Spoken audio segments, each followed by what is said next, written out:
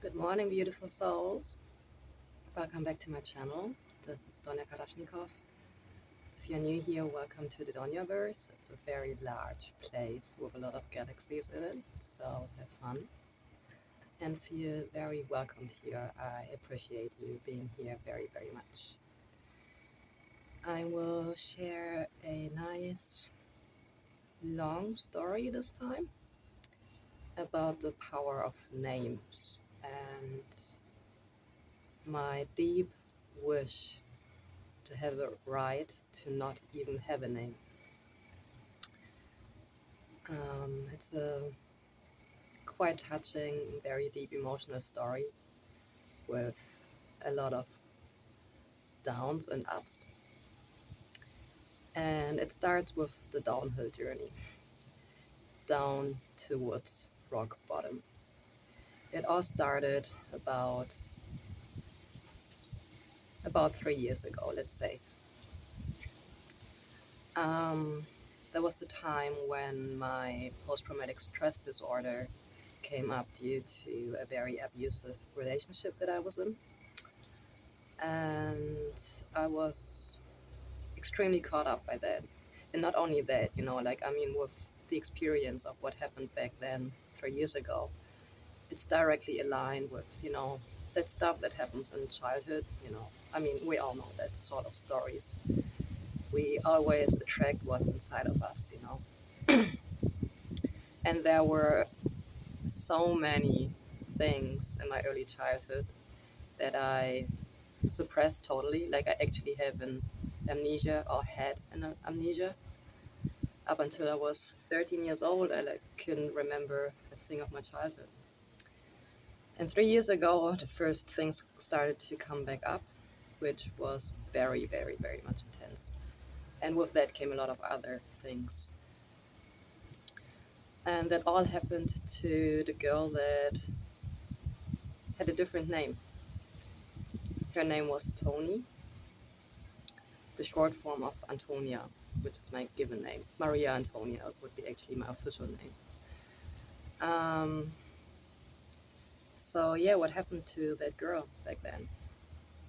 And why do I not identify with her anymore? So that's a very, very long story. Well, post-traumatic stress disorder is a very lethal disorder. You know, it's very dangerous to go through that phase, and I had to conquer it all on my own. Well, I did had support here and there, but what actually happened was that most people would turn their back on me, and I was very, very, very alone fighting that darkness all alone on my own, literally fighting the devil in a one-on-one battle.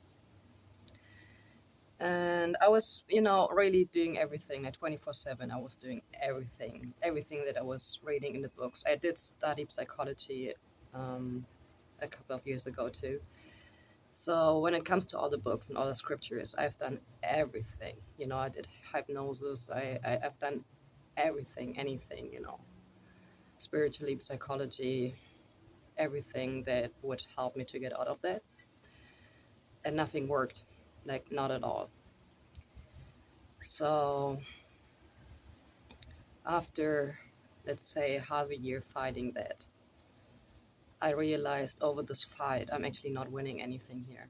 Like my condition gets worse and worse and worse, and I lose so much power, so much strength fighting that to stay alive, basically. Like I was fighting for my life. And I realized I just have no strength left anymore. That's it. So I came into a situation where I fully surrendered, like fully. I gave up, like knowing that this may actually lead me to my suicide. I mean, as hard as it sounds, but it's just the truth. It's just how it was. So I fully gave up fighting it. So I was just lying there in bed. I kind of can remember that moment quite well. I was just lying there and just told my psyche, all right, go ahead, just do whatever you need to do. I can't do anything against it anymore. This is it. So I gave up. And then I had like 2 weeks that were very blurry. And within those 2 weeks, I somehow managed to book myself a plane ticket to Canary Islands. And that was the first thing that happened when I gave up, because I kind of thought like, well, if I'm not making it, I might, give myself the present to do that final hard step in a very beautiful place. Which is, a little bit funny, isn't it? Like I kind of go back to that point why I find that funny now. Um, but there's always like this kind of hope, like there must be something. There must be something. Um, I didn't recognize it back then. Like this was like a genuine thought I had. So, in order to not make more trouble with that, because I was very aware that if that would happen, there would be a lot of stuff. People need to take care of it. So I quit my flat that I was in. I put all my stuff neatly packed into my studio that I had, and yeah, then I somehow managed that. And like I'm still quite impressed how Tony, my former self, how she actually managed that, because she had like no power at all, and somehow she was able to do that. Like she did have help with a very beautiful friend of mine. I still love him. Like he is amazing. He was an angel in that time for me, and he helped me a lot to do the moving and all that stuff. So then I jumped into the plane, having no hope at all, having no idea how it's going to go further. And then finally, I arrived in La Gomera, and that was a huge turning point in my life. So I stepped my first foot onto that island, and I realized instantly, all right, things are different here. Like this is different, whatever it is. Like I couldn't name it really, but I knew, all right, like something's going on here on this island. It was very beautiful, very uplifting, very amazing, and was not only because it was beautiful. Like there was something magical about this island. The island actually has the nickname Isla de la Magica, the magical island, which is very beautiful, and it fits perfectly. Everybody who has been there knows that about this island. And I didn't know it back then, of course. So, yeah, I had my first night sleeping outside on that beach, and I woke up and I realized, wow, I'm not Tony anymore. I just knew it. It sounds strange. I know that, but it is a very real thing that happened to me. Like my old self just couldn't make it. She couldn't make it to the island, so she basically died on my way to that island. And then I woke up, and it was like me, whoever that was. Like there was just me. And I realized, wow, I'm not having a name anymore. I just lost my name. I lost my former identity. It's like all gone, like just like that. It was just gone.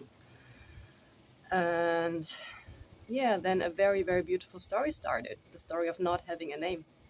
And that is one of my most beautiful stories I've ever experienced in my life. Not having a name at all. So in that story, a lot of things happened. A lot of them. So, well, you know how people are. Like the very first question everybody asks is, "What's your name?" So I was there and telling people, it's like, well, I'm not having a name. I just don't. It's just not there. But I would give like infrastructure names to people. So I told them, well, I'm not having a name, but you can name me that way or that way or that way. So I gave away different names. They were all not me, but it's like just for the sake of handiness in a way, so they can somehow talk to me, or just let me know that they want to talk to me when they say that name. specifically.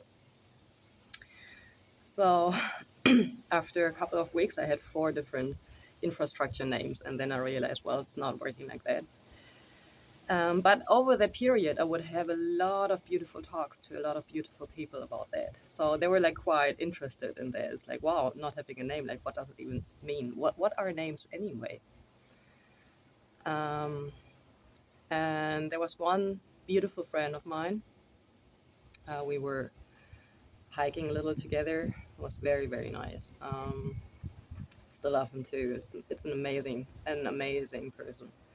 And he said this very beautiful thing. He said, well, why don't you call yourself nobody? Because nobody is perfect. And I did like that a very lot because he was very right about nobody is perfect. Being a nobody, like having no name, being nobody, like being just being. And he also said another thing um, that he was reading in a book from Don Juan, Carlos Castañeda's.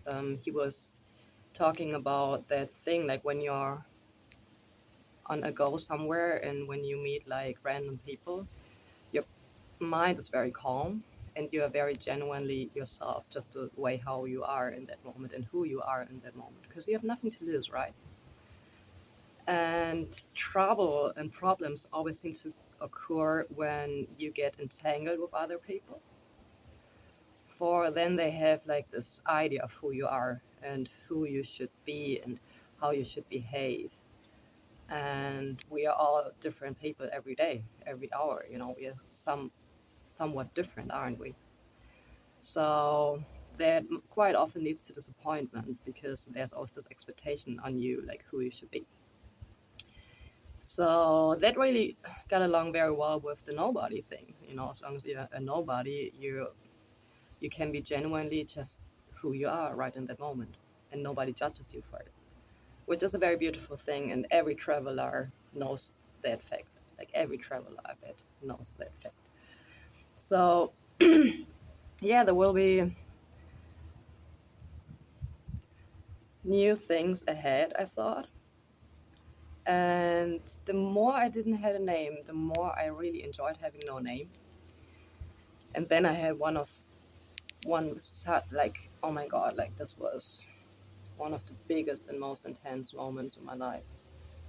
I had another epiphany. I had a lot of epiphanies in my life, but that one was very huge. So I was sleeping there under the stars, and I realized something with all my being, like everything inside of me understood something very, very profound. And that was, well, if I don't have a name, everything that's left is I am. Wow, it's like, still having hang on, sorry. This is just, that's just a huge thing to experience, like the moment of I am.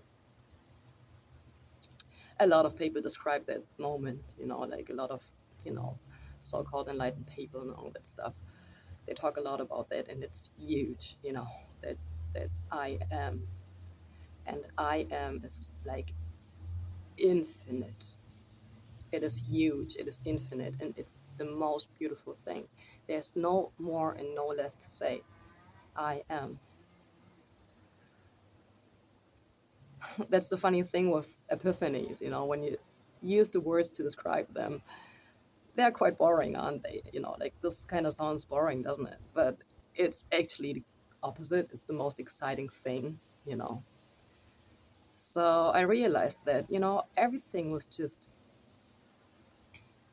a thought, just a scripture, anything else. So in the moment we say I am, the whole infinity is open, which is so sacred. It's the most sacred thing. It's like the infinite realm of the quantum world, let's say. And the moment you put a name on after that, you go from this infinity into something specific. And this is the moment when you create something. This is basically how magic works, You open up the infinite room of anything, the sacredness itself, and you nail it down onto one thing. And I realized, well, I actually don't want to have a name since I know that. I just really would like to be just I am. I just, like, do we have to have a name? Like, is it so important? Like, I kind of like the thought as well that the people I would talk to also don't have a name. For it really opens up everything they are or could be, their potential and anything. It soothes a lot of things. And yeah, but, you know, obviously I do have to have a name somehow. And I realized having four names doesn't really work too. So after 1 month, I thought, right, I kind of have to go for one name. So I kind of looked for a name, at least for these times where officially don't have a name, to have like some sort of a name, which is not my official name. And I was thinking about a name that would get as close as possible to the I am moment. And I came up with monkey. Um, a lot of people know me with the name Monkey now, which is a quite humble name. Um, and well, it's just so funny how different people react to that name as well. Like, it was very handy in a lot of ways too. Like, for example, all these player guys out there, when they kind of want to flirt with me or want me, kind of get me into their bed, the moment I would tell them that my name is Monkey, they just couldn't handle it. So I knew, right, like, I know what you're up to and I'm not interested. Sorry, but thanks for the drinks and that's it. Bye bye. And that goes on for a lot of different things as well. But it doesn't actually matter. Like, what actually matters is more like, why monkey? Why is that so close to the I am? For one of my core beliefs I always had ever since I was a little child was that I'm just not worthy. Like, unconditionally unworthy of anything. Unworthy of love, unworthy of support, unworthy of success, unworthy of money, unworthy of anything, really. Just, yeah. And this is what Tony actually played all her life, to do everything to show the world, like, I'm actually worth something. That's why she wasn't workaholic. This is why she was like this people pleasing, amazing person, like doing everything for everyone, anytime, and not asking for anything in return. So she burned herself out with it, obviously. And she didn't get anything in return, because if your core belief is that you are unworthy, you can literally do whatever you want. You will remain unworthy. You will not get the success. You will definitely not get the love, like, totally not. You will be treated like a doll, which, was basically my destiny for a long time. So, yeah. And I realized something. Why do I even think in worth? For, if I look at monkeys, let it be in the zoo, which is a cruel thing, zoos anyway, or on documentaries or whatever, I could watch them forever. And I would never say, well, this monkey is shit and he is like unworthy and this other monkey is like very amazing and like he is worth of a lot, like I would never think that. I would never think that for anything, it's not that I'm going through a forest and think, oh, well, this bird, like, he is so unworthy, and this is a very successful bird over there, so he is the good one and he is the bad one. It's like, no. Like, I would never question the worth of anything I see, but I always did it with myself. So then I realized, wow, cool, I don't have to do anything to be worthy. It's all in my mind, I am, so that's all I have to do, is to be alive, to be a part of it. And then I realized a lot about judgments. For, I mean, honestly, let's face it, and I did say it in another video too, let's face it, We are all monkeys, and I really invite you. It's a beautiful thing, just put on those glasses just for a moment, look around, and don't think of humans as humans, just think of them as monkeys. For honestly, like, everything we do is exactly what monkeys would do.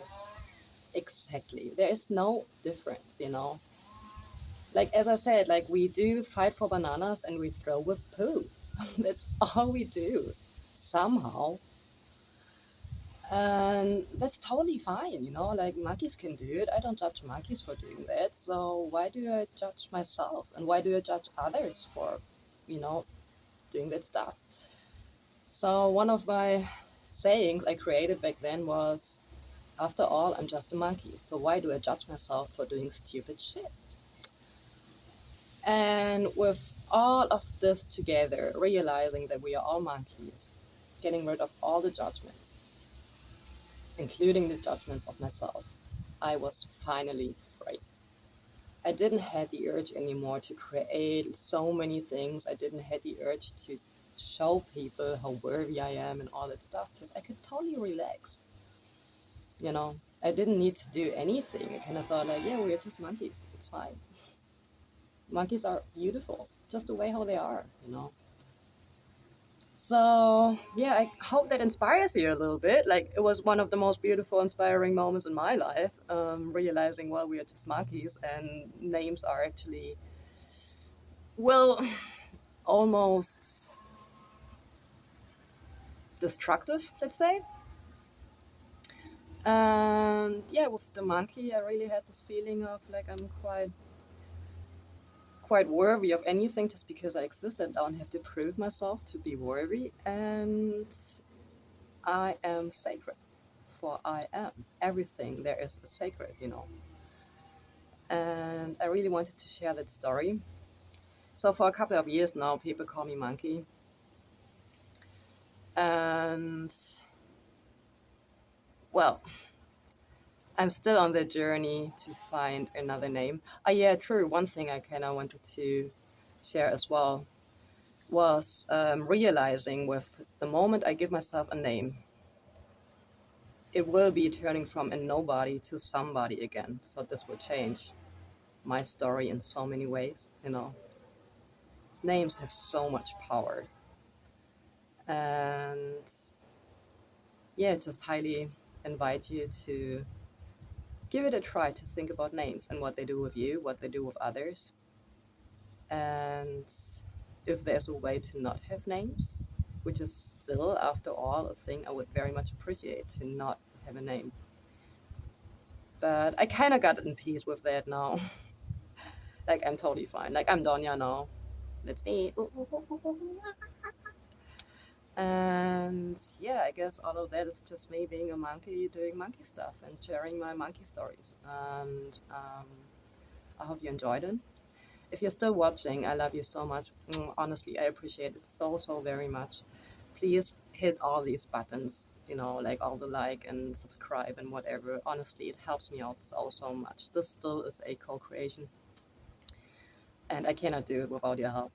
And if you like it, I would just love you for it. It's much, much appreciated. Honestly, every person that gives me a like and watches and gives me a subscribe, I send to all of you so much love when I go to bed in the night. Honestly, like, I'm not kidding. I cannot even lie.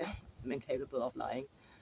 Um, so yeah, I love you and have a very, very good time. Mwah, mwah, mwah, mwah. Bye bye.